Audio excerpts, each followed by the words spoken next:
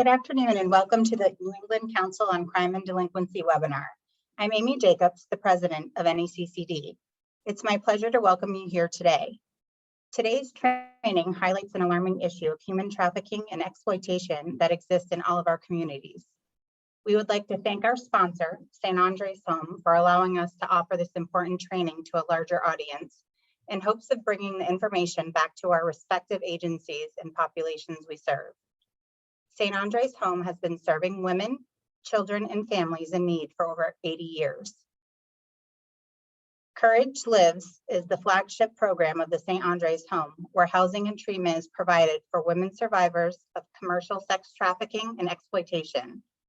It provides outpatient and outreach services such as counseling, case management, and an expanded food and household need pantry for survivors and others impacted by human trafficking, exploitation, and sexual and domestic violence.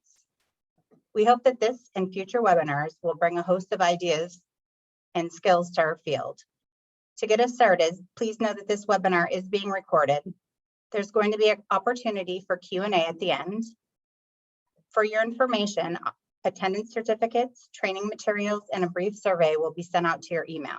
For any licensed social workers who have requested CEUs, please put your name and CEU in the chat now so that we may take attendance for those individuals. A separate email will be sent out. Just to clarify, everyone will receive an attendance certificate and licensed social workers will receive CEU verification in a separate email. Now I'll hand this off to Carrie Nason, who is the Executive Director of the St. Andre's Home and Courage Lives. Carrie? Thank you, Amy. Good afternoon, everyone. My name is Carrie Nason and my co-presenter. Hi, everyone. My name's Kate Stearns-Luce. And so thanks so much for joining us this afternoon for the session on responding to human trafficking and interdisciplinary approach. Oh, hold on one second. We have a little bit of a lag. There we go. And so we are sponsoring today's training.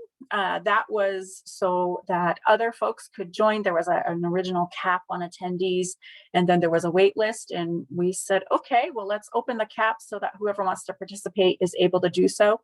With that, I just want to issue the disclaimer that we don't receive payment for participating in this today. We don't have any financial gain for sponsoring this training or for being here. We're here because this is part of our work and our mission. And so just wanted to acknowledge that.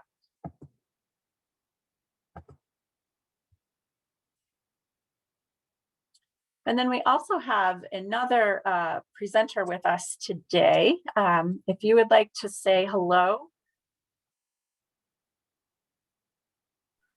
Hi, my name's Teresa Dumont. Nice to see everybody here. Thank you, Teresa. I'm just going to go over the objectives for this afternoon session, and then what is your time frame, Teresa? I was thinking that I could log out at like 1. Perfect, right on. All righty, so I'll cover this and then we'll have you speak first.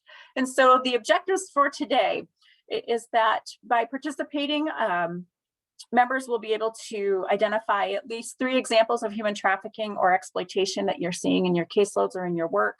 Identify at least 3 strategies that you can use when working with a potential victim or survivor of human trafficking or exploitation. And then 3 ways that you can assist that person to help meet their basic needs. And just a little bit about us. Kate, I'll have you do that. So as was mentioned previously, we are Courage Lives. We are a branch of St. Andre's. We are located in Maine. Our services include a residential treatment facility. It's a safe house, and we have a 5-bed facility. Within that facility, we serve women who have experienced either human sex trafficking or sexual exploitation. In the program, we provide individual counseling, we provide case management, independent living skills, and help the women, the survivors, reach the goals they want to reach to live independently and safely on their own. They can stay up to 2 years. They're not required to stay for 2 years, but they can stay with us up to 2 years. And when they leave the program, they can stay connected with us. And we're really grateful that we're able to have them come back for dinner sometimes and just stay connected with us. So it doesn't mean When their time with the residential program is over, their time with us is over. We stay connected. And we also provide community-based services, including individual therapy, structured case management, and outreach. And outreach might mean we provide food. Today you need food, and you might not need anything from us for another month or so, but we'll be there when you need us again. Clothing, transportation, and those outreach services are provided to men and women over the age of 18 that have experienced human sex trafficking, exploitation, domestic violence, and/or labor trafficking. So that eligibility is a little bit broader for those services. And so how this session came about for today is that we had delivered a training for Region 3 probation in Maine a few months ago. We received funding through a private foundation to pull together a consortium of direct service providers in the greater Bangor region. So geographically, Bangor sits kind of in the middle of the state of Maine. And through this grant process, this grant project, we've been able to connect with partners that we honestly don't ordinarily connect with in doing this work. So for instance, we might make referrals to literacy or adult ed, but this consortium project has really allowed us to connect and engage with partners in such a different way, and to be able to provide training for all of the grant partners, and then in turn for them to train all of the other members on the work that they do. And so with the funds we received, we were able to do essentially stipends for each of the programs so that they could help meet the direct needs for the survivors that they're serving, as well as their family members, because that was an identified gap that we were seeing and hearing time and time again, that for instance, probation would be working with a survivor, but there wouldn't be any funds to help her meet her immediate needs. And so that was a gap. And so through this 1-year program, through the consortium, we've been able to do that. And training is a piece of that. And so through that training with Region 3, that's what brought us here today. And so I'm going to pause right here. Teresa, who's with us, she's actually on lunch break. She's working. I think it's your brand new job you just started this week. So thanks so much for fitting us in, Teresa.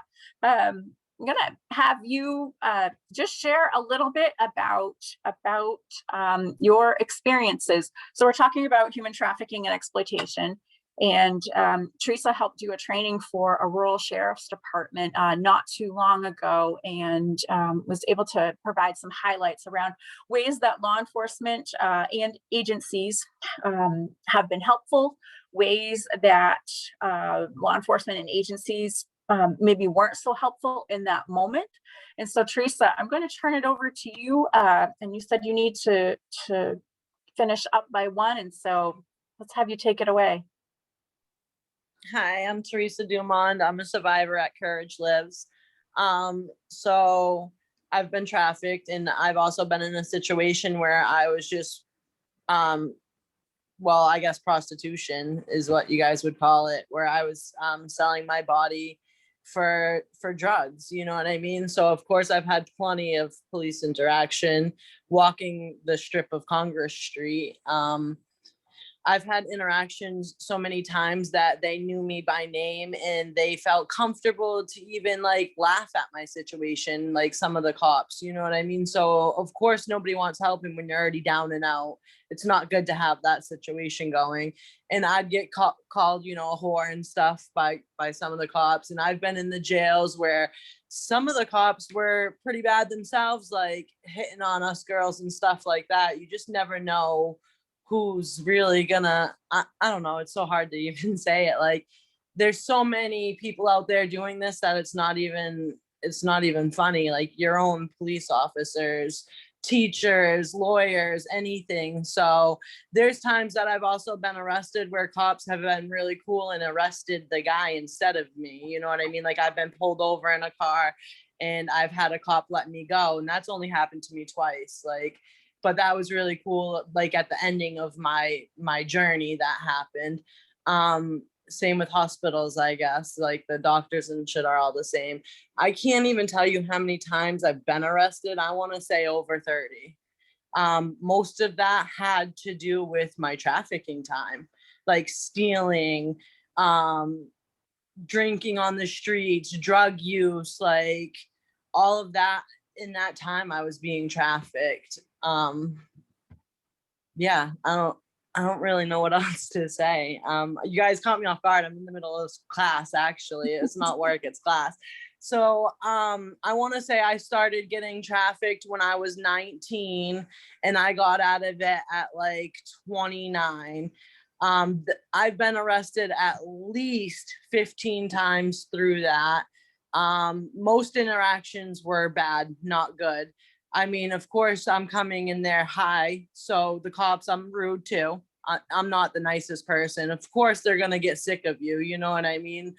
And I understand that. So I do get that. I deserve some of the bad stuff that happened in jail. Like they'll dry cell you for a long time and stuff like that. But not many times was anybody like, let me help you either in the jail, you know? So there's a DV program, but there's no real trafficking programs in jail either for women to help you want to do better when you get out. I feel like they just need to look more support systems and stuff like that in there. Now there's Courage Lives that goes in there and helps girls. Like we didn't have that 5 years ago, you know what I mean? We didn't have any of those good things to hear. Like you can go to a house instead of going to prison. I had to go to prison for my crime, and I did 2.5 years in prison because I was trafficking for a John. Like I didn't have that opportunity for somebody to come in and help me, you know what I mean? Or even talk to me.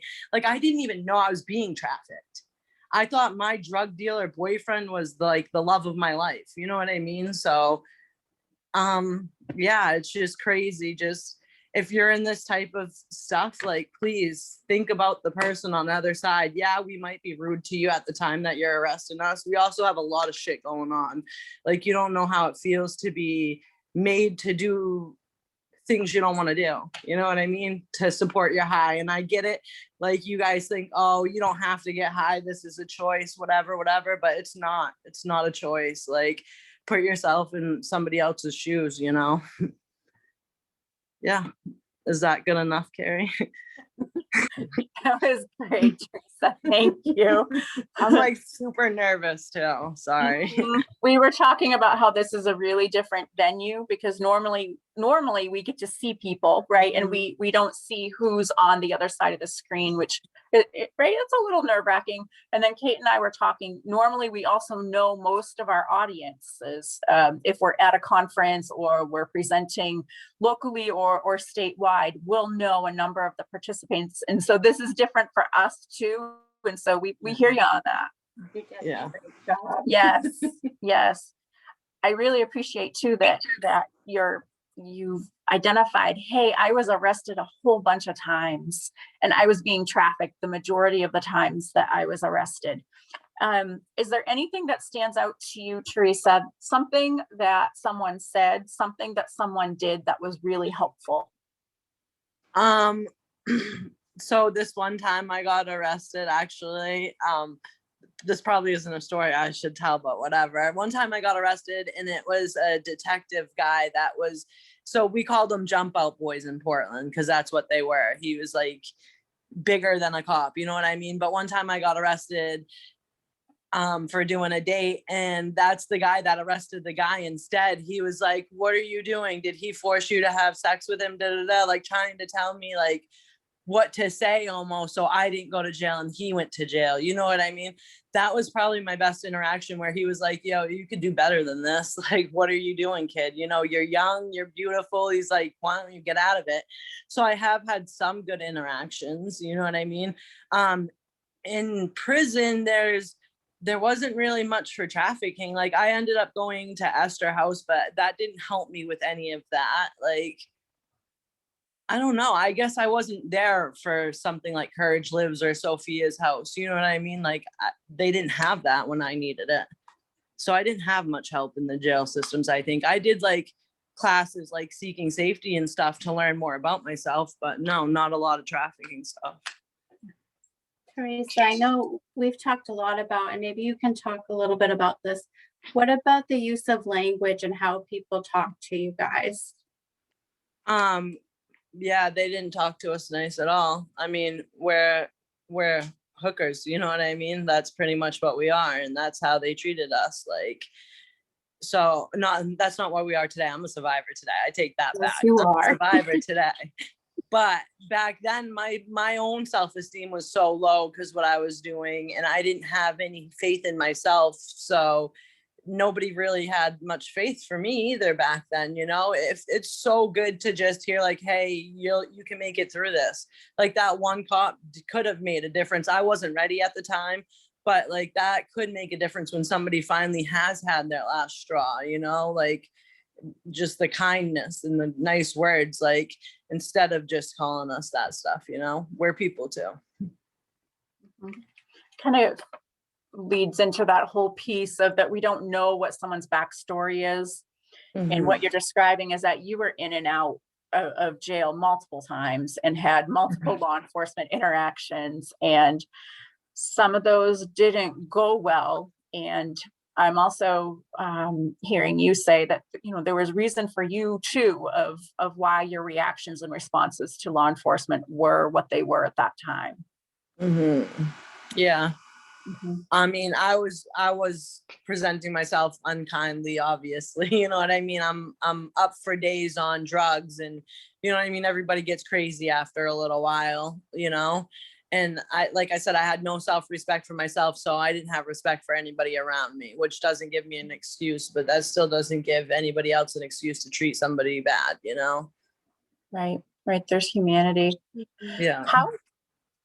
What are some things that have gone really well when you've connected with other services? So, if there was an interaction with the hospital, if there was interaction with an agency, or I know sometimes like there's street outreach that you might have encountered. Are there any examples or times that stand out to you that were helpful? Preble Street, Bill, when he ran Preble Street, he was amazing to everybody. Like, and he, what I mean? That was a really good place to be. I feel like for counseling too, Preble Street did really good with stuff like that. Even in the jail, in county jail, domestic violence class was a pretty good class. They had some good COs too, you know what I mean? There's also perverts in there too for COs. So it's like a mixture. Of course, you have your good interactions and your bad interactions. It's what you make of it, I'd have to say my best interaction with anybody when I was the most down and out, though, would be Preble Street. Do you want to talk a little bit about Preble Street, who they are and what they do? Because just realizing that I think we have participants, honestly, from across the country. And so not to say that to overwhelm you, but just so that you're aware, not everyone may know who Preble Street is. Preble Street is a resource center in Portland, Maine, to help you with like counseling. They feed you. It's a shelter. They do multiple things. There's also like a recovery thing for like doctors' situations next door to it and stuff. It's just a resource center literally for everything that you need for the homeless, pretty much. And that's where I would stay, because obviously if I'm out doing whatever, you know what I mean, I have nowhere to live, and literally I'm sleeping in a tent with the guy that's selling me because he can't even support us for what I'm making in money. Like I should at least have a hotel room. But yeah, so that's where I stayed, was the homeless shelter. And we have a question in the question box from Erica. We work with young adults at DCYF. Do you have any recommendations of how you think we should approach young adults in the life? So that gets tricky. It depends on how, like, the situation. Are they with the person that's trafficking them? Is it safe to talk to them at the time? If so, start small, just like asking, hey, are you okay? Every time you see them, you know what I mean? Start small so they gain trust. Hey, do you want something to eat? You look hungry. Are you okay? You know what I mean? Do you want to talk? Just start, like, I guess, real slow, and then move on to, and only if it's safe and you see they're not being controlled at the time, move on to asking more serious questions like, how's your sobriety? Do you need help? Do you feel like you're in an unsafe situation? And then move on with like more serious questions, I guess. But gain trust first, pretty much.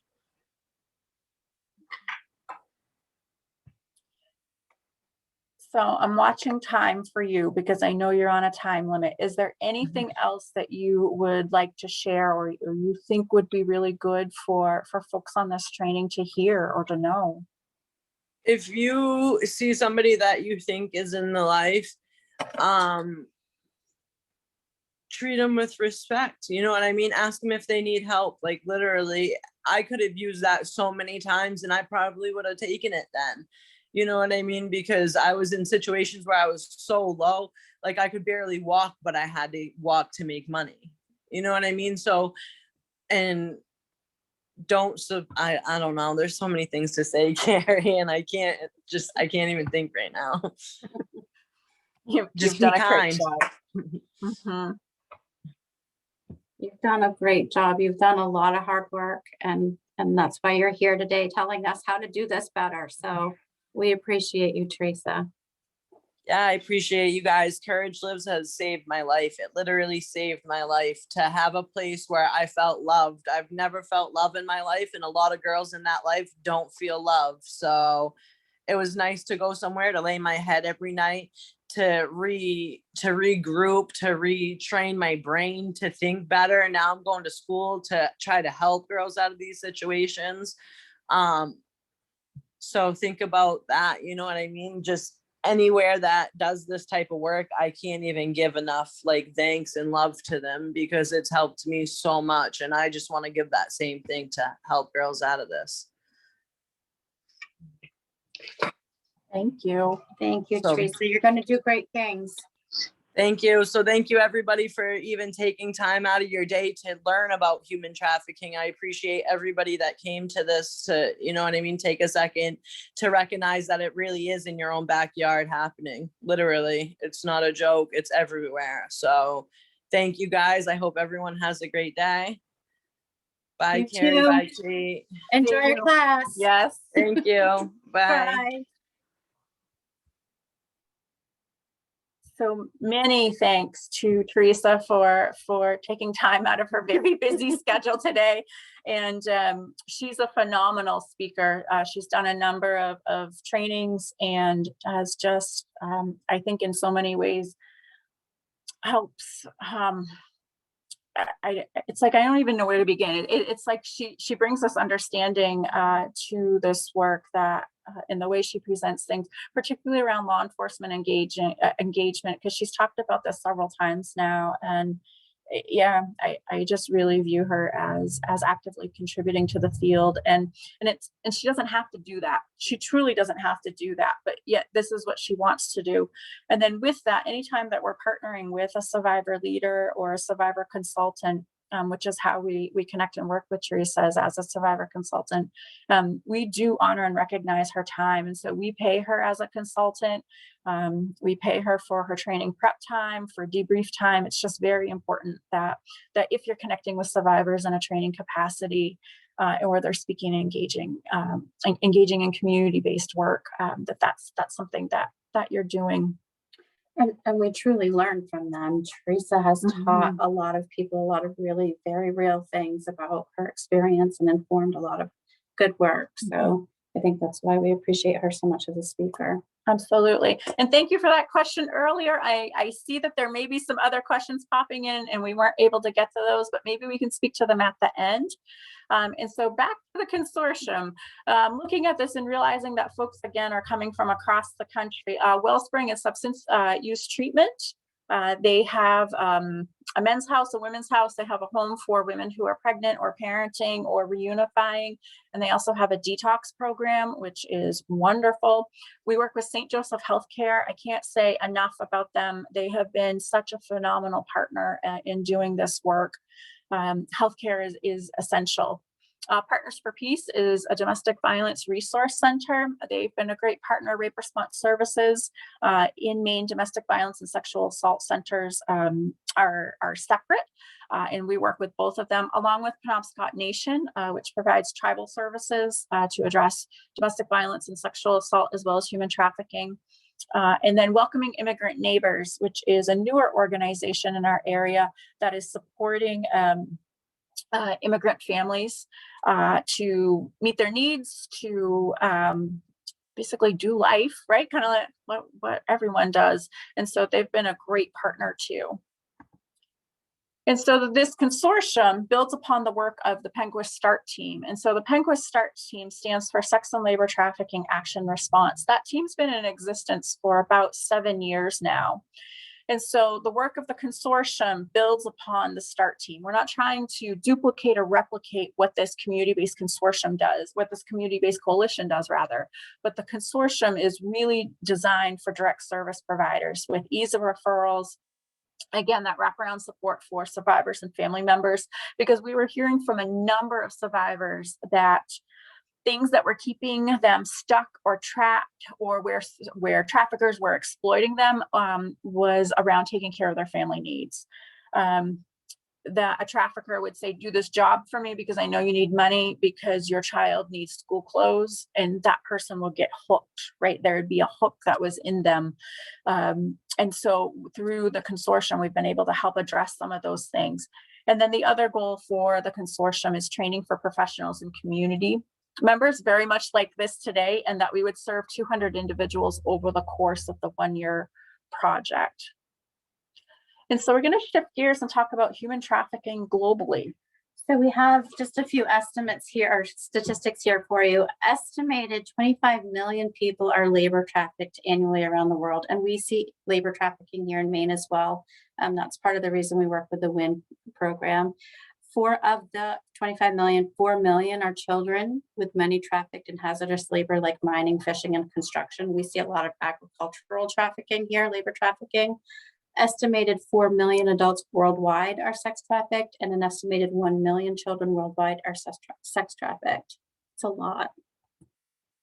So the definitions, the legal definitions for labor trafficking: recruitment, harboring, transporting, provision, or obtaining of a person for labor or services through the use of force, fraud, or coercion for the purposes of subjection to involuntary servitude, peonage, debt bondage, or slavery. So the force, fraud, or coercion is key. That has to be there in order to fit the definition.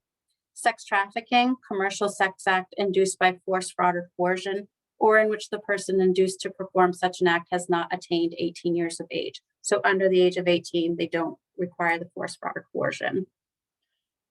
So what's exciting about this is that the TVPA, this has been in existence now for over 20 years, that there's been this federal definition. And so these are the federal guidelines, right? Force, fraud, or coercion has to be present in order for something to be considered labor trafficking or sex trafficking, except for minors for sex trafficking. So there's no such thing as a child prostitute. And what we've been able to do, and what our focus is that we don't have to follow the federal definition in our work. We view it as, if someone is being exploited, if someone is on that continuum, so to speak, of exploitation, trafficking, and even if it doesn't meet that federal definition, we view it as we need to address that. We want to prevent further harm, so to speak. We want to assist people with being able to make choices and decisions that they want to make. And so we have a comprehensive approach. In the United States alone, according to Polaris, a national hotline for victims of trafficking and to report trafficking, 22,326 victims. There were 22,326 victims and survivors of human trafficking. 14,597 were sex trafficked, 4,934 were labor trafficked, 1,048 were both sex and labor trafficked, and 1,747 were unspecified. So they may not have clarified what the particular form of trafficking was, but there was trafficking involved. You can check Polaris out online too. Google Polaris, they have all kinds of great information. So it's a really good resource for numbers and resources. And then what's happening in Maine? So a few years ago, there was some research done, and through Hornby Zellers, which is a research firm, in conjunction with the Maine Coalition Against Sexual Assault. And through that, they did interviews. They interviewed providers, and they also interviewed survivors of commercial sex trafficking.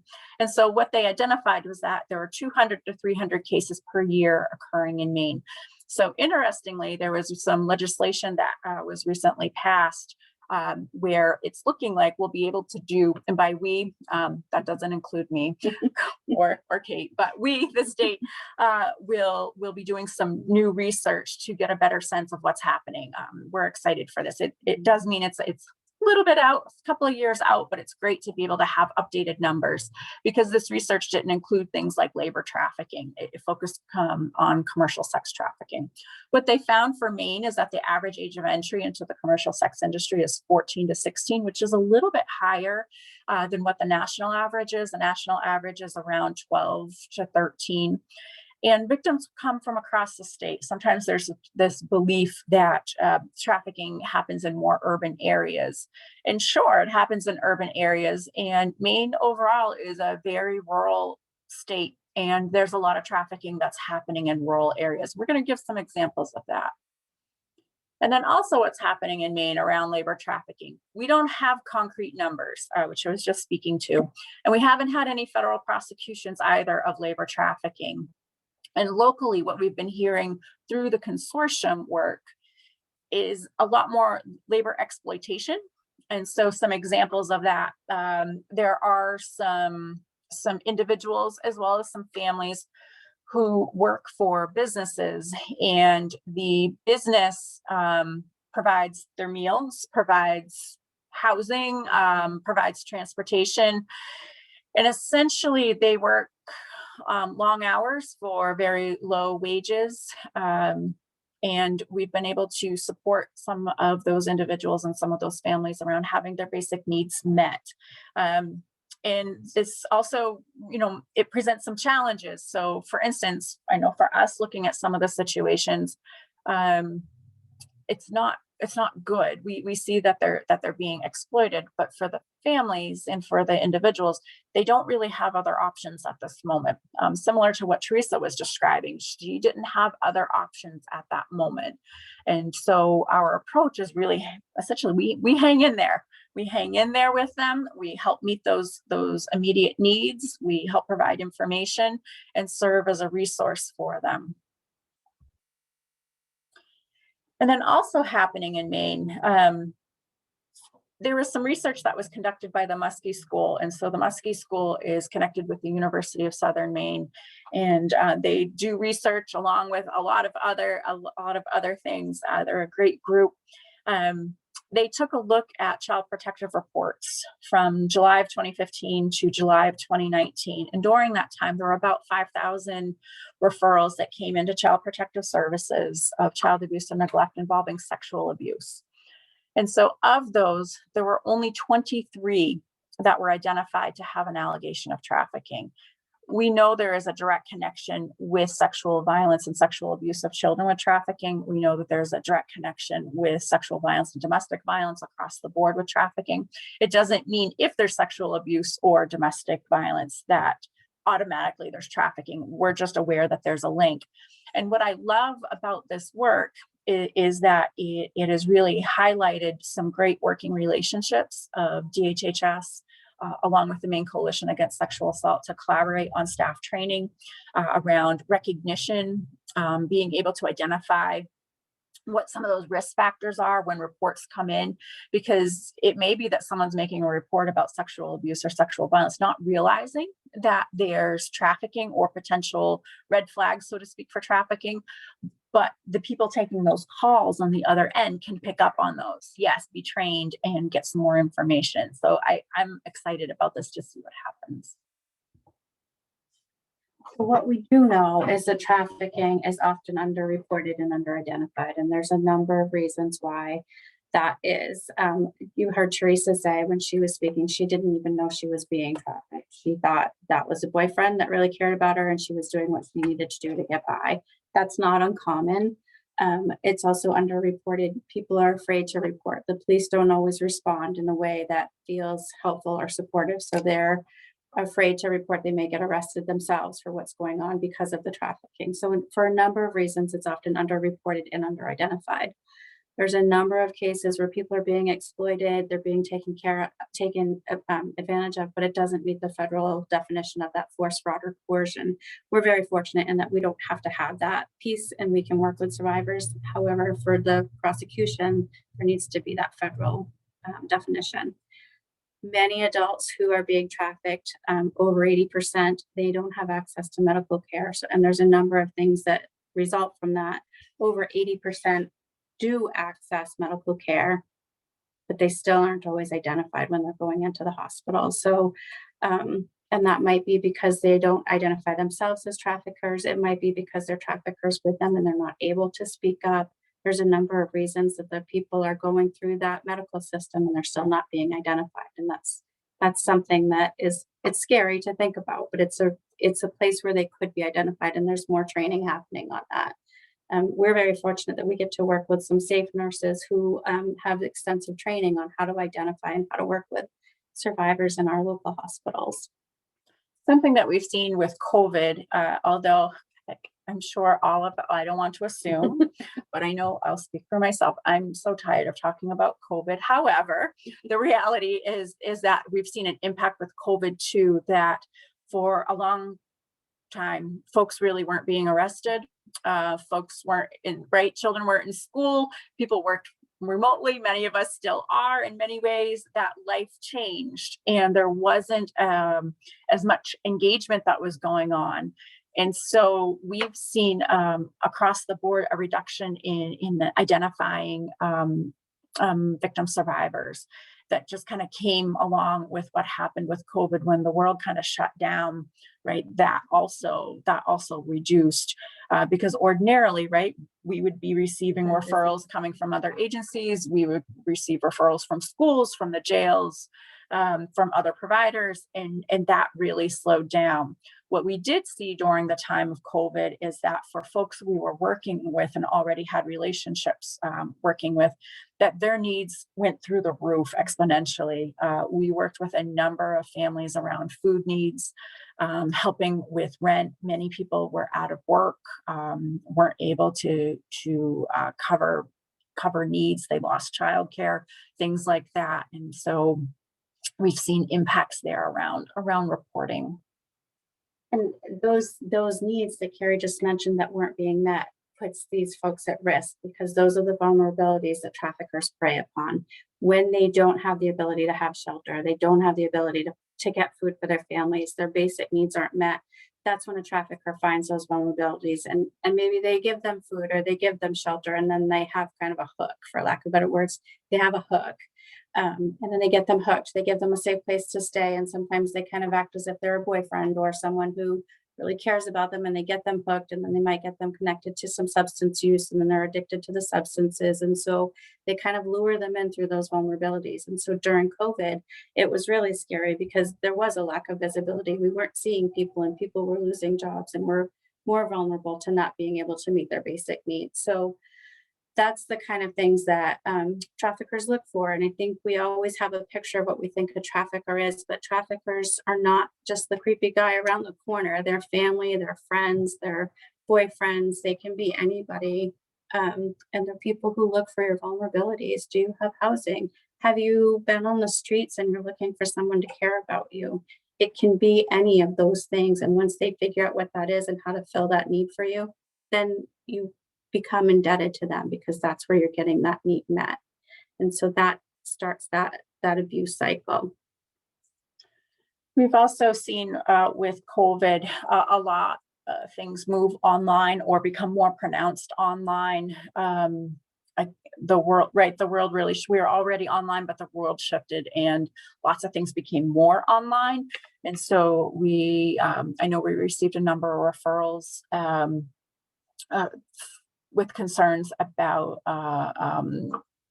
youth who weren't in school because school was closed, school was remote, but were being accessed through their phones or being accessed through, just being online through social media, being accessed through playing games online. We received referrals for someone who was accessed by a trafficker through like PlayStation and things like that. And then with the people we've worked with who experience labor trafficking or labor exploitation, that made things also really different, that it became a question of, if my employment is closed down due to COVID, where do I go? And is this person who many of them didn't view as a trafficker at all, but as an employer. If my employer lets us go, truly, where do we go? Which made them vulnerable to further exploitation and potential trafficking. Especially, they often don't have documents, so they can't apply for assistance, they can't apply for housing, so they're stuck. Mhm. As we had mentioned, that trafficking is interconnected with sexual abuse and domestic violence, and there's a number of research and data and articles that identify that foster children, those who have aged out of foster care, quote unquote runaways, and LGBT identified youth who are homeless, houseless, are at higher risk and targeted for trafficking. So how does trafficking happen? So we talked a little bit about this grooming process of kind of finding the trafficker, figures out what's the vulnerability and starts to feed into that vulnerability. Is it that they need housing? Do they need food? Or do they need somebody to love them? Have they never felt that sense of love? And I use love loosely. It's not true love, but what that person feels is love. And they kind of just bring them in and make them feel cared for and secure and give the illusion of safety, so that they then have that person in their hold, for lack of better words. They promise, I'll give you a house, I'll buy you the food that you need, or sometimes it's, I'll help you get your hair done and your nails done, and I'll make you feel good and feel loved and appreciated, because a lot of times they might be homeless already, or they might be on the streets. And so it's good, right? It's a place to stay. I have shelter, I have food, I have someone who says they care about me. And so now they have you. A lot of times they'll get them connected to substances. And so they have that substance abuse to hold over them. So if they don't give them the substances, they're sick without it. So they have that hold over them. And so a lot of times that's kind of that process. They're just kind of getting them in there and connected and making them think that they're safe and cared for with this individual. And then once they've got them, they have them. So now they have their home, they have their shelter, they have their food, they have their substances. Sometimes they take their documents and now they're theirs. And how do you get out? And so we often look for strangers. We think it's a stranger, we think it's the guy on the street or the guy online, but sometimes it's the family members. We've seen a fair amount of family trafficking, generational trafficking. It's the mom who can't afford her bills, so she sells her child because she can't afford her bills or her own substance use problem. Or this is what's always happened in our family. You go make money because we can't afford it. And that's how I did it. So now you're going to do it. So it isn't always the stranger. We often play a film that we do for training where it was a former pastor who was a buyer. So it can be anybody. It's not just the guy on the bad websites that's the trafficker. So we've worked with a number of people too who responded to a job ad. I'm looking for work, I'm applying for this job, and there's been a bait and switch. Oh, come on in. Here's what the promise is of that job. But then once the person has gotten into the job, it's absolutely not what's going on. Whether it's been pressure for sexual activity, or whether it's been, oh yes, here's the job and here's the work, but you're not going to be paid what you were promised, or we need to hold on to your documents and therefore you can't leave. Come on in and do this job, but there are extra jobs that have to be done, and if you don't do this work, then you'll be reported. That hook, right? Yeah. It's that hook. I think about the first time that I was exposed to trafficking exploitation as a professional. Several years ago, I was providing case management in rural parts of Maine, and I was working with a family where there was a youth who she essentially was being groomed by a neighbor. And this neighbor would give her things because her family didn't have what they needed. And so if she would do one sexual act, the neighbor would take her to the store so that she could get a soda or a bag of chips or candy or something like that. If she did another sexual act, the neighbor would provide a beer. And then it's almost like upping the ante, so to speak. It became not just for the neighbor, but here's my friend. And if you do the same for me and my friend, then we'll get you a 6-pack of beer. And so it was continuing. yes, it's incremental. Yes. And for someone who didn't have what she needed, and for someone who didn't I mean, a trip to the store was a big treat. The family truly did not have what they need. That young person was stuck. That was she didn't have anywhere else to go, and she viewed that as a good deal. That was a good deal for her because she was being provided the things that she didn't have. Where does trafficking happen? The short answer is everywhere, but Polaris did a kind of some research, in the top 5 industries that they identified were escort services, massage parlors or health and beauty kind of spa areas, outdoor solicitation, also found to be the most violent of the places where we see it, residential, so trafficking people through their homes or residential networks, and through domestic work. That's a pretty specific list, but the truth and the short answer is trafficking happens everywhere. It's happening in your backyard. You're probably seeing people in the grocery store that have been or are being trafficked or are buyers. It can be in your family, it can be your neighbors. It's happening everywhere. We often get, I think Carrie will say the same, often when we say what we do for work and where we work, and they say, but yeah, but it doesn't happen here. But it does happen here. Recently I was out to dinner and heard an interaction that it was happening. So it's here. It's all around you. I've been asked several times for interviews, show me where trafficking is occurring. Take me to that place. Show me the hotel.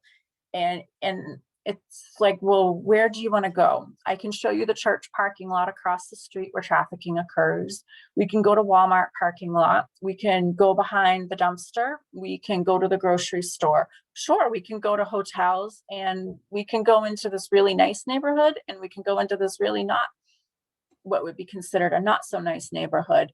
And so we can go to all of these places, and oh, by the way, pick up your phone too, because there's trafficking that's going on right in front of you. Kate and I, we recently ventured out for a meeting. It was a big deal. Yeah. We went out for a meeting, a little bit of shell shocked, honestly, after the past year and a half to see people. And so we went to a meeting, and while we were there, we went out to dinner, also kind of shocking after the past year and a half. As we were walking down the street, we were in Boston, and as we were walking down the street, we identified 5 or 6 situations that we suspect were trafficking. And that was just walking down the street to go to dinner. And we asked our other colleagues about that. You know, is this what you're seeing? Is this what it was like pre-COVID? Is this what things are looking like now? And there was a little, I think everyone is still a little bit in that place of what does the world look like now, and not quite sure if if things kind of right out there, out in the open, are happening at the same level. Will trafficking still exist to the same level, or will it increase online? What does that look like moving ahead? And I don't know if we know. I think trafficking will continue online for sure, but it'll be interesting, and I use that term loosely, but it'll be interesting to see what happens for face-to-face solicitation, kind of like this, where number 3, the outdoor solicitation, is found to be the most violent. Who knows what that looks like going ahead? And I think Teresa did a good job too of saying it's law enforcement, it's the correctional officers, it's the people that they were supposed to trust were also buying them. So it's everywhere. It's there, it's pervasive. So there isn't a place to go. So potential indicators. A lot of this list came from Mass Gen through the Freedom Clinic. The Freedom Clinic is still up and running. They're based out of Mass Gen in Boston. We've connected with them on a number of cases and referrals, and have just been really phenomenal. The person who directs that, hopefully I say her name correctly, and so bear with me, it's Dr. Wendy Macias Constantinopoulos. Wonderful resource, and I know she does take questions. She's very busy, but if you have questions and are looking for resources, particularly around healthcare, she's a great person to connect with. And so indicators, the delay in medical care, lack of treatment. I know one of the things that we see commonly, a lot of respiratory illnesses that haven't been treated, a lot of asthma, Sometimes there are things that are more serious that haven't been identified, like endocarditis, and other related things, some autoimmune things. Stated history and clinical presentation don't match. And so I know, or I don't know, I'm assuming that most of us here today are involved in law enforcement or in some type of service provision. And so we're pretty good at that, right? We're pretty good that when we're picking up on that, this doesn't make sense. I call it when my spidey senses go off. So my spidey senses are telling me that something isn't quite matching up. If someone is presenting with a companion who really seems to run the show, who answers questions, is speaking for the person, and that stereotypical image, oh, it's this male figure, that is not the case. I know, Kate, a situation that you... Yes, the situation I referred to earlier when I was out recently, just having dinner, the interaction that I was observing, the trafficker was actually a female trafficker, proposing options for male individuals. So it does not have to be a man that's the trafficker or the companion or the person in control. Women traffic also. So I think that's a common misperception. In recruitment, we've seen recruitment be a piece of what people's trafficking experiences are. That's what's expected, is that you bring more people in, and so that recruiter could look like anyone, and sometimes not quite as you would think either. I know that I've seen a number of things on social media, sometimes, going through and looking at profiles, or, even on public sites, that there'll be something that stands out. So for instance, on Facebook recently, I've seen a number of ads for, it's like selling items that you wouldn't normally be selling on marketplace, and it just it makes me wonder what more is going on there. I had a conversation with our sheriff, who also happened to see some of these ads recently, and he thought the same thing. He thought, I think that's trafficking, and I said, I think you're right on. I think so too. And that's part of our work too, that we talk about, what does safety online look like? How do you connect and engage online when there are these risks that exist? One thing that's come up around our area is individuals dropping business cards for modeling sessions. Can be a model for us. That's recruiting. Yes. And even I've seen that same one advertise like on Instagram, on Facebook, kind of like a roll call looking for models. Yeah. Providing own translator.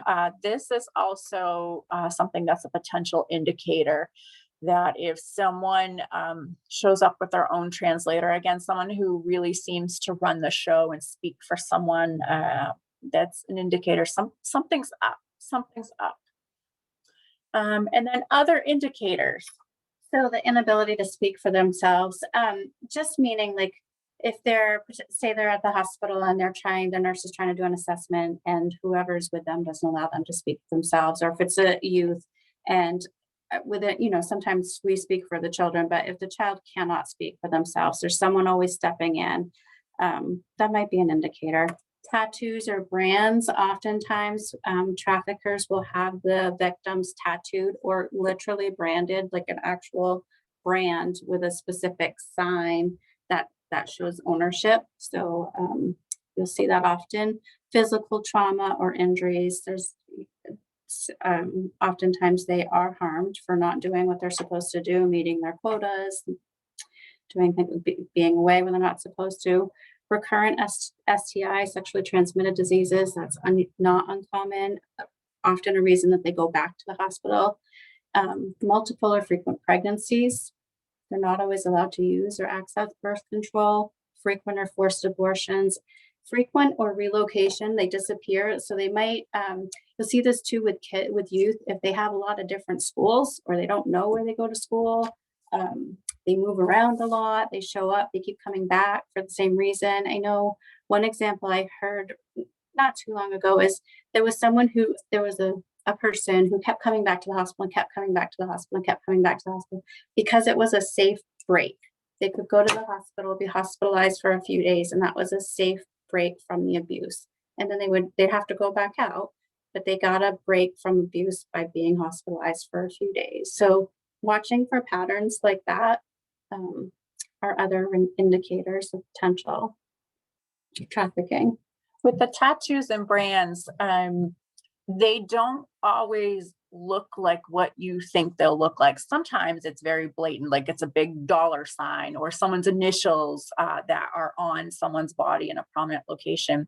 I think about one person we worked with who she had this, it was a beautiful piece. It was absolutely gorgeous. And we were talking about it one day and she said, do you know what this is? And so I looked at it, we were talking and she said, essentially, I am a walking billboard, because for anyone who doesn't know, the symbols and the things that are in this piece, they identify what I'll do, they identify who owns me, and they identify how much I cost. And for anyone who didn't know, you would just look at it as, oh, that's a really nice piece. And so the tats are not always what you would think they are. We work with a really phenomenal organization called Restoration Inc., where they provide tattoo cover-ups and brand cover-ups for survivors, free of charge. It's pretty cool. We've referred a number of people to them, and it's this. I think it's this great thing of beauty, yes, where they get to decide and design what it is that they want to have. And then I know that there are some other programs that do tattoo removal. We haven't seen anyone who, well, no, that's not true. There have been a couple of folks who did want to have tattoo removal. Most of the people really are wanting to redesign and make that tattoo their own. And then in regard to the physical trauma and injuries, I like to highlight this. We have worked with so many people where essentially we suspect that there's a TBI, that there's a traumatic brain injury. We're not medical providers. We're essentially social workers. And so we're not able to obviously, we can't diagnose that. But what we do is that through our assessments, we're identifying and documenting what are the things that we're seeing that are suggestive of a TBI. Almost all of the people that we've worked with have been what they would call choked out. So strangulation, where there's been air loss, and have essentially passed out, gone unconscious from being strangled. There's been so much more work that's gone on around strangulation, which is pretty phenomenal. And so we're seeing that. We're also seeing, some cognitive processing things that would also be indicative that there has been a TBI. The same way with some, we're seeing migraines, some vision impairment, and some hearing loss that we also are suspecting are connected to TBIs. And so one of the great things we've been able to do is working with healthcare providers is that we're referring people and we're giving, with releases, of course, but letting people know that this is what we're seeing. We see a lot of dental trauma. Yes. So much dental trauma. And the dental piece is huge because there's a lot of mouth trauma and dental trauma. So we are so fortunate. We have a great team that does a lot of dental restorative work for us too. And that and the tattoo work are both, there's a therapeutic piece to having those things restored for the survivors. So that's another thing to be aware of, dental trauma, mouth trauma. Yes. And so our interdisciplinary approach, the needs of survivors, both adults and children, they're complex. There are many. It's a lot, and no one entity can really address all of these things. It takes an interdisciplinary approach, which really feeds into the consortium work that we're doing and the community-based coalition work that's been going on for several years. That sometimes there's this thought that for a trafficking survivor, oh, it's just the trauma needs to be addressed. Well, sure, the trauma needs to be addressed. But if you look at things using this Maslow approach, those base needs, if we help address someone's basic needs, food, shelter, clothing, and safety, that puts them in a place that they're able to address the trauma needs. Addressing those kind of longer term trauma needs, that's a longer term process. looking at their medical and overall health needs and their related mental health needs. That as well as a longer term process. So for our residential home, women survivors stay anywhere from 6 to 9 months, all the way up for 2 years. Even for folks who have stayed there for close to 2 years, it's not addressing all of their needs. It's really recovery. We view it as this lifelong process. And people have peaks and valleys as life goes along. Our approach through our outreach work of really addressing basic needs, I think, is key, which is where I see the role of law enforcement and other providers coming in too. That if you are seeing someone multiple times, talking with them around how are their basic needs are met, finding out, do they need food? One of the things we found also through COVID is that, so food pantries were open, but you had to show up at certain times and you had to show up in a vehicle in order to get a food box. For a lot of the people we work with, one is that they couldn't make those times, and two, they don't have transportation. And so helping people have access to those basic necessities is really important. Economic support. Human trafficking is an economic crime. It's someone who makes a profit off of another human being. And so how is it that survivor's economic needs are being met? How is it that their family's economic needs are being met? Do they have access to resources? And then we also think about trafficking, that it presents some spiritual needs too, because that question of why did it happen to me? Is this what my purpose is? If a trafficker is essentially brainwashing someone, telling them repeatedly over and over and over and demonstrating, this is what your purpose is. You will never get out. This is your life. You're indebted to me and I own you.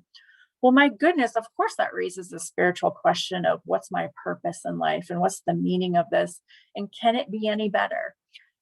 And if that's all they've ever seen as nurturing and love, and they don't know and haven't experienced anything else, like how do we show them differently? Yes. So social needs, particularly in working with survivors of commercial sex trafficking, this component of social connection is huge, because how do I tell someone that this is what my life has been? How do I start a new job or a new relationship, or become friends with someone at work or school, and what did you do last summer, right? Because that's quote unquote normal conversation.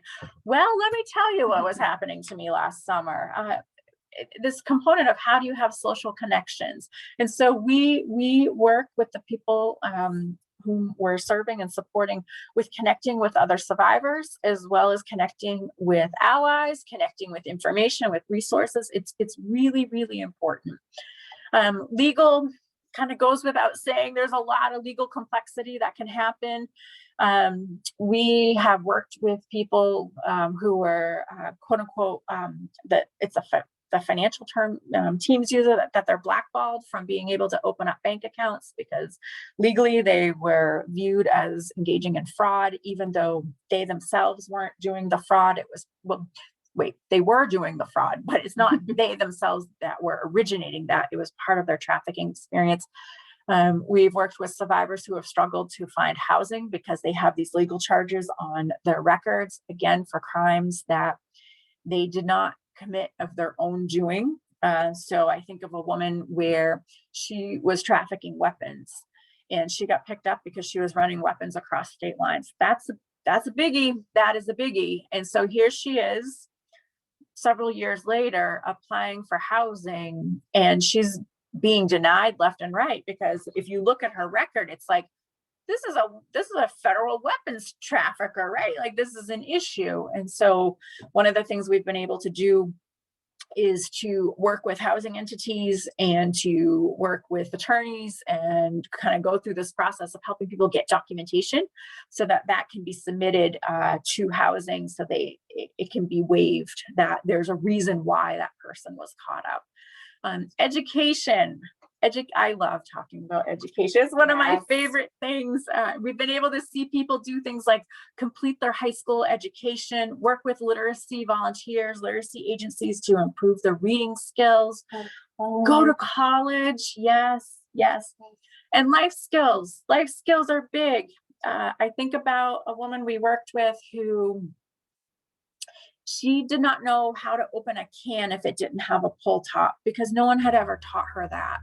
And she had lived on the streets for so long that that's just kind of what life was, that meals either went in a microwave out of a box, or meals came out of a can with a pop top or a package.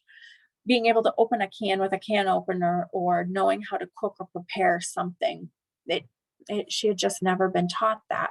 And so that's an extreme form of life skills. And I think about life skills around that conversation piece. Like, how do I just hang out and have a normal conversation with someone that's not about, how do I not talk about drugs and being on the Drugs and being streets, on the and streets. realizing that a lot of folks haven't had experiences with drugs or being on the streets. But if that's what my experience has been, how do I connect with someone around that? Yeah, How do I be that person? How do I live this Yes. life?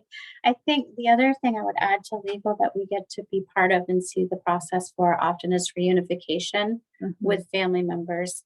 That's a big thing that we see often, and that's rewarding to be able to see. We've seen Yes. that some success with that too, and that's been really nice. Yes. Couple of other examples that jump out around life skills, because I know that if we're seeing these things, you all are seeing these things too. We worked with someone who that person was in their 30s, had never had their own bed, never. Had always either slept on couches, shared with family members, or basically was exploited in order to have a roof over their head. I think about someone we worked with who really struggled with how do I tell people no? How do I tell someone from simply I don't really want another cup of coffee? How do I say to someone, no, that's not my favorite color? How do I say to someone, I prefer tuna over tacos tonight for dinner? Like things like that. How do I do that? We've had people who have said, I've never had a home. What is a home? Yes. How do I make a doctor's appointment? How do I write a check? What does this bill mean? How do I read this bill? Like, Yes. how do I drive a car? We've seen people get their license. Yes. Yeah. And how do I get a job? Mhm. Because so for instance, with Teresa, she identified that it was about a 10-year period of time that she was trafficked. How does she go in and apply for a job? And when you list where you've worked, how do you do that? Where do you put your job reference? Right. These are those life skills and needs that come up. And not only that, but seeing themselves as employable. Yes. And we've been able to see some folks go through that and become employable and sustain it. And it's really cool to see. Very cool. 1 second. I think we have frozen. Wait for it.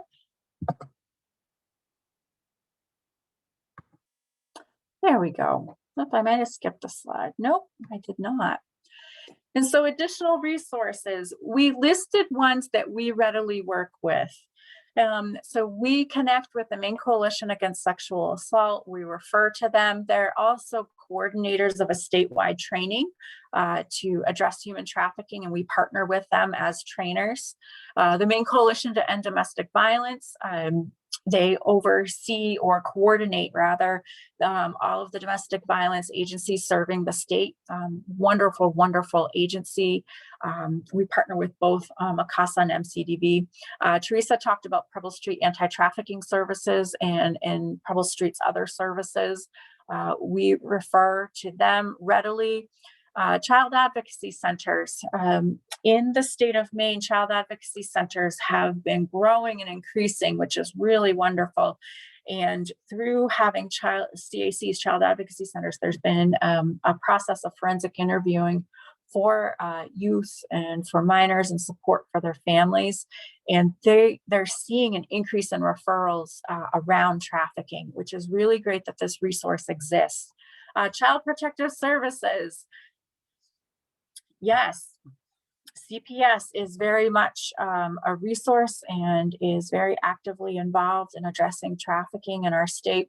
The National Human Trafficking Hotline And then there's a couple of organizations in Massachusetts we refer to pretty readily and often.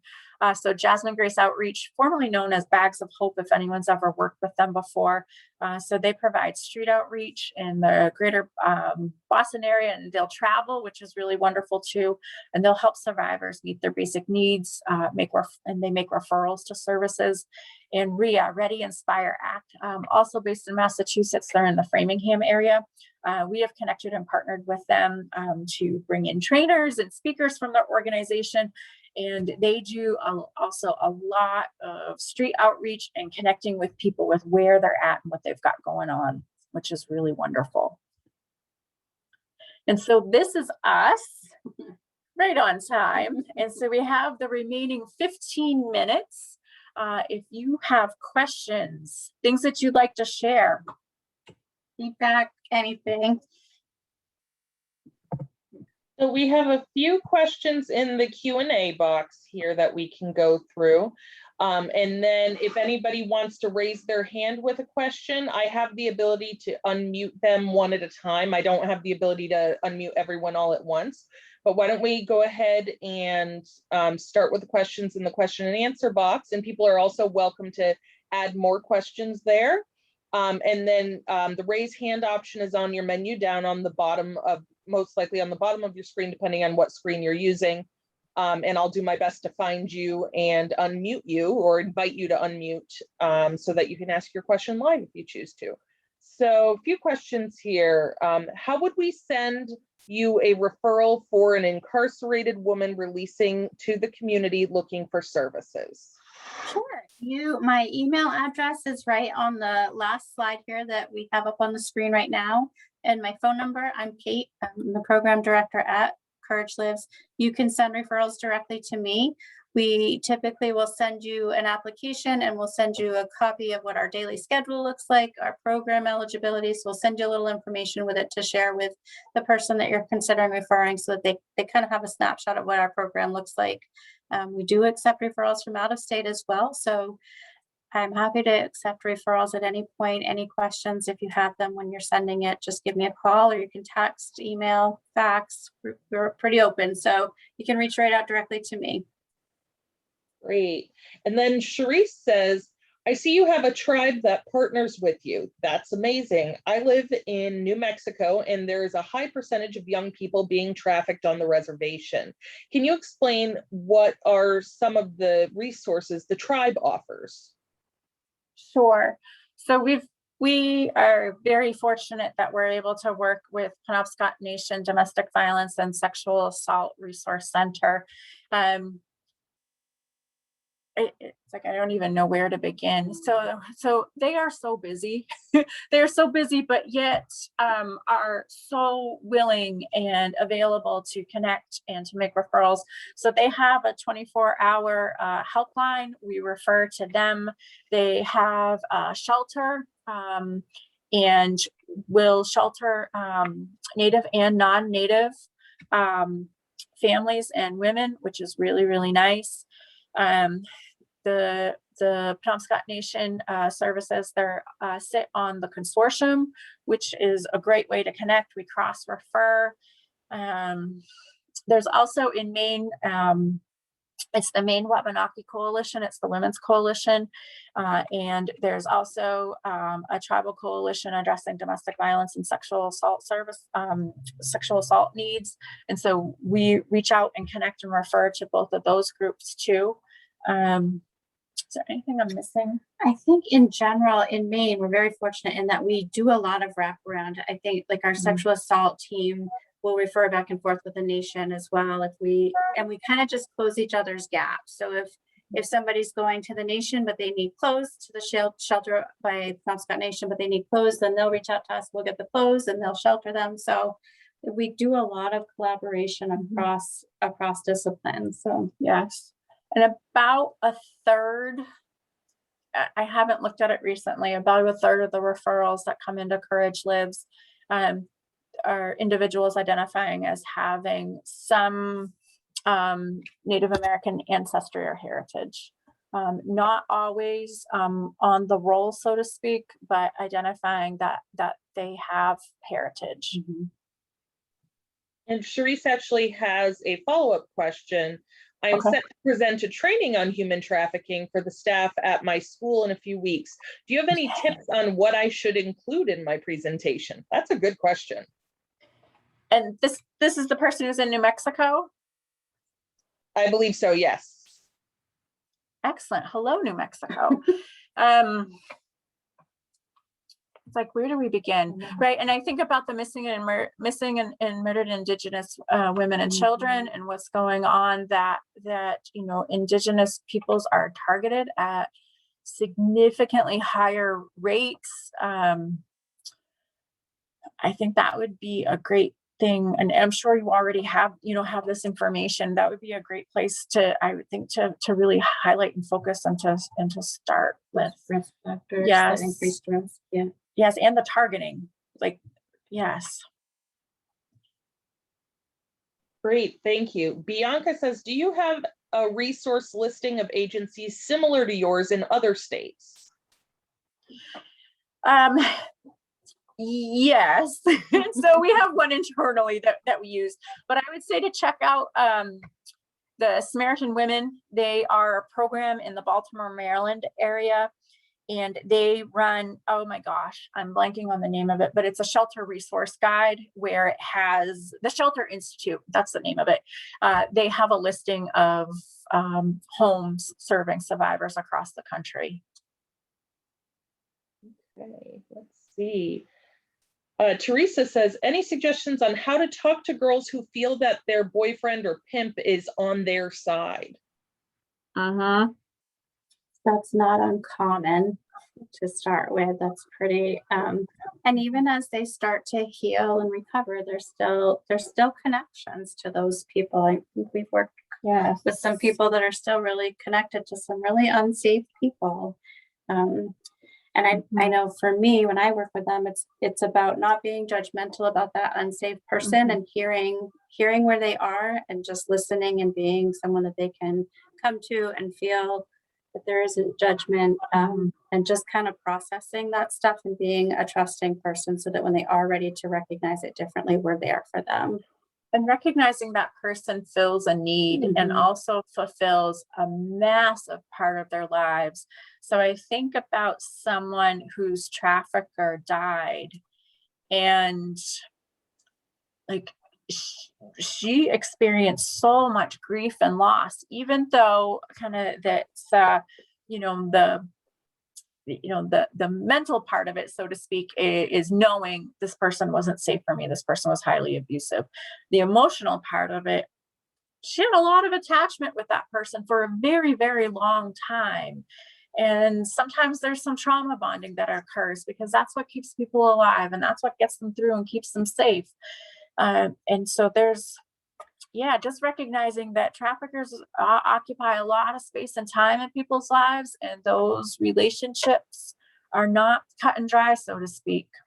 And they often feel like that's the person that gets them. That's their person. So helping be understanding of that, because truly in their mind, it is the person that gets them, even though that person's not safe. And every piece of us wants them to stop talking to them and get away from them.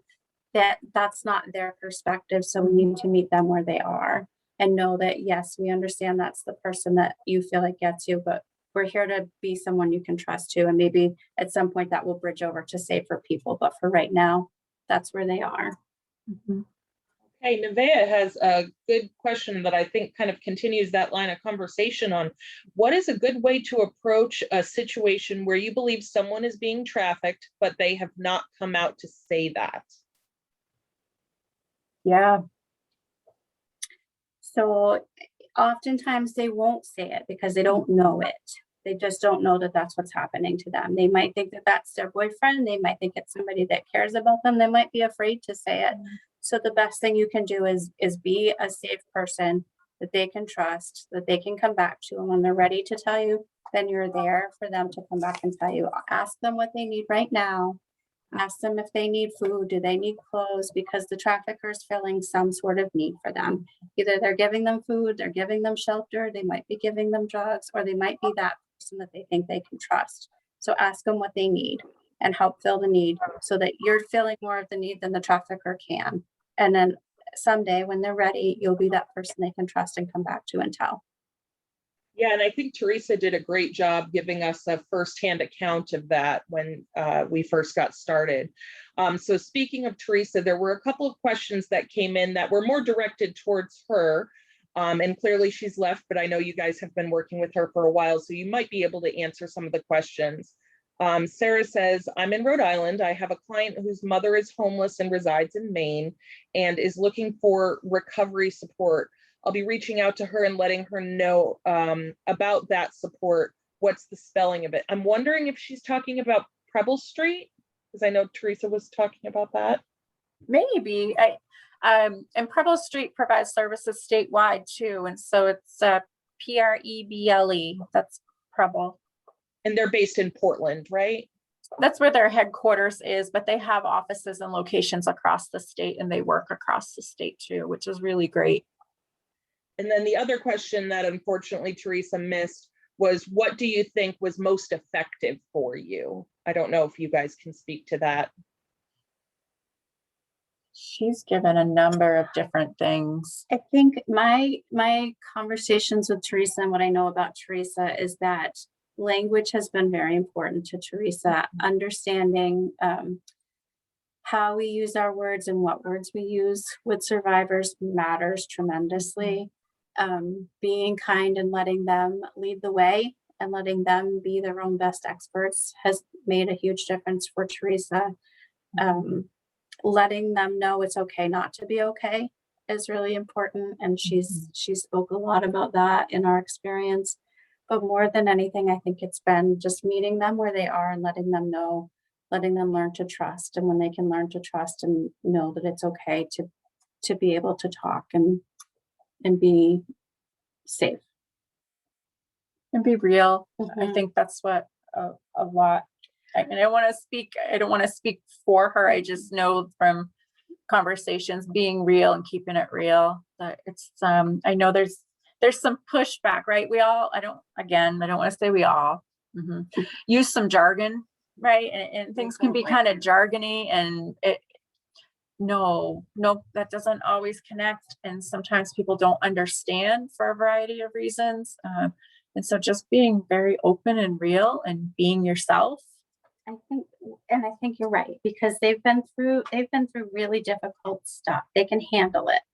Yes. And they don't want to hear us try to, for lack of better words, sugarcoat it or make it seem pleasant, because it's not pleasant. The stuff they've been through is not pleasant. So they can hear us be direct. And direct means they know what to expect from us. They know we're sincere. Being very real with them makes a difference, because then they know that we mean what we're doing and we're doing it because we care, and that matters to them. And consistency and knowing what to expect. Teresa talked a lot about and other survivors who work with, on the streets every day. I didn't know where I was going to eat. I didn't know where I was going to sleep. I didn't know where to shower. I didn't know where I was going to use the bathroom. I didn't know where I was going to get my next fix. I just need to know I'm okay and I know what to expect. And I don't like it when things change, because that's how I've lived all my life. And sometimes those changes really bad. So consistency and sincerity and directness. And do what you say you're going to do.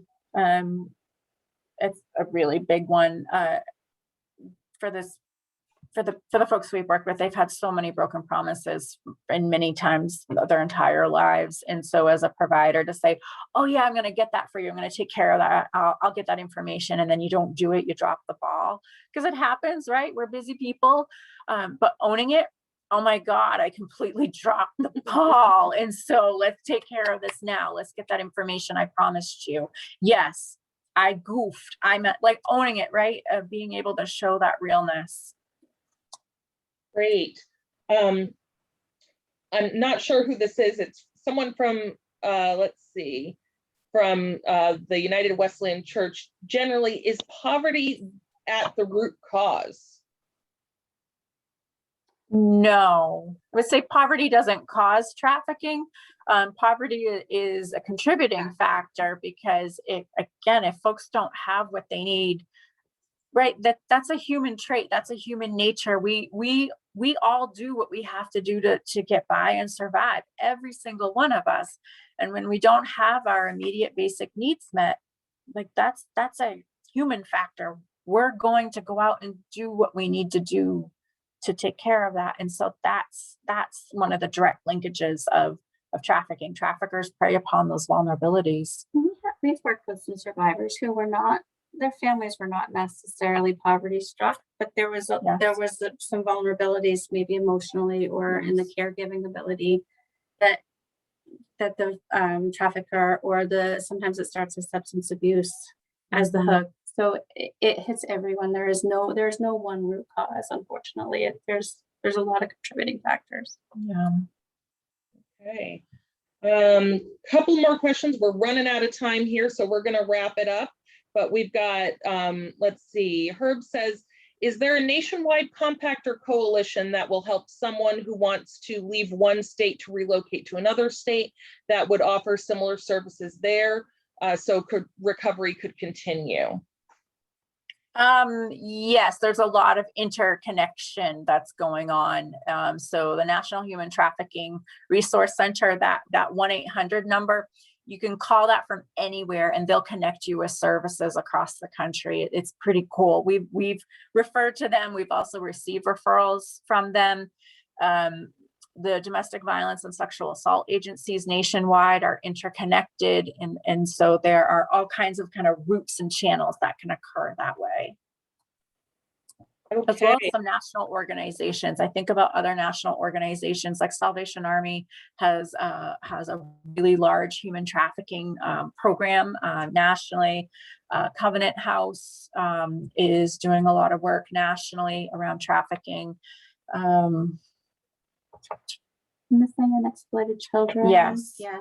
Yes, they're another group too addressing trafficking. Okay, so I'm going to answer the last question we'll take because it's an easy one for me.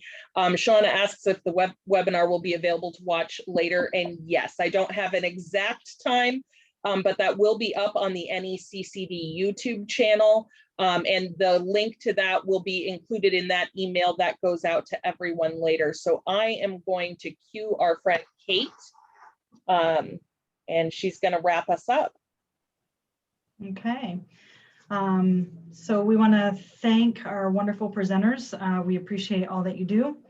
We would also like to thank the amazing folks at NECCD who worked to make this training happen. NECCD is offering free webinar trainings throughout the year. Please take a moment to complete the brief survey that will be emailed out along with your certificates and let us know how we're doing. I would like to encourage you to check out our website, neccd.net, and sign up to become a member of the New England Council on Crime and Delinquency.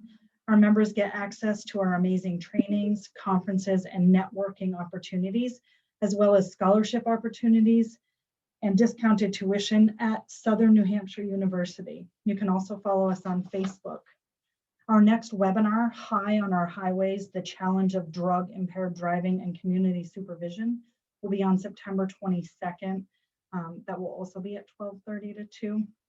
And registration is now open on Eventbrite. Registration will be limited, so please sign up early, and we hope you all have a great rest of your day.